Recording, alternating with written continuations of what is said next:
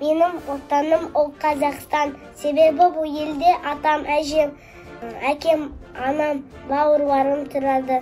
Мен осы елде туылдым, осы жерде тұрамын. Менің елім биік таулары, жасыл орманы, сарқыраған суары бар. Қойнауы астыққа, жайлауы малға толы.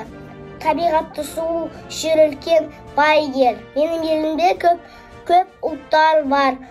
Бәрі тату тәтті тұрады. Қазақстан тәуелсіз мемлекет. Сондықтан да оның өз президенті бар, рәміздері.